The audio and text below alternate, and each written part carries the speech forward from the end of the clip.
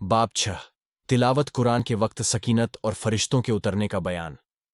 1815 Usaid बिन हुजैर रज़ियल्लाहु अन्हु से रिवायत है कि वो एक रात सूरह बकरा पढ़ रहे थे कि उनका घोड़ा जो करीब ही बंधा हुआ था बिदकने लगा।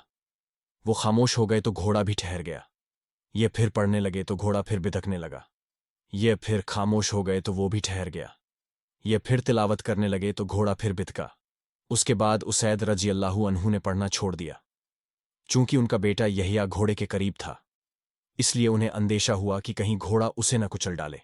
उन्होंने सलाम फेरकर अपने बेटे को अपने पास खींच लिया। फिर उन्होंने जब सर उठाकर देखा तो आसमान नजर न आया, बल्कि एक बादल सा नजर आया जिस पर चिराग जल रहे थे।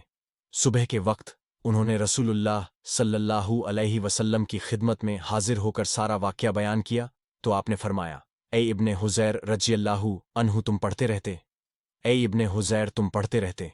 उन्होंने कहा, ए अल्लाह के रसूल सल्लल्लाहु अलैहि वसल्लम, मुझे अपने बेटे यहिया के बारे में खतरा महसूस हुआ था कि कहीं घोड़ा उसे कुचल ही न डाले।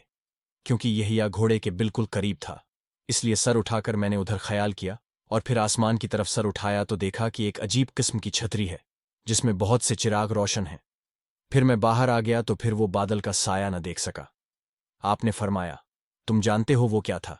उसैद रज़ियल्लाहु अन्हु ने कहा, नहीं। आपने फरमाया, ये फरिश्ते थे जो तेरी आवाज़ सुनकर तेरे करीब आ गए थे। अगर तुम पढ़ते रहते तो सुबह के वक्त लोग उन्हें देखते और वो उनकी नज़रों से ओझल न होते। फ़ायदे। इस हदीस से नमाज के दौरान खुशुआ खुजुआ की फजीलत मालूम होती है। निज दुनियावी जायज़ काम में मसरूफ़ होना बहुत ज़्यादा भलाई के छूट जाने का सबब है, अगरचे हम नमाज में नाजायज़ कामों की मसरूफियत की वजह से खुशुआ को बर्बाद कर दें। फतहुल बारी 9/64।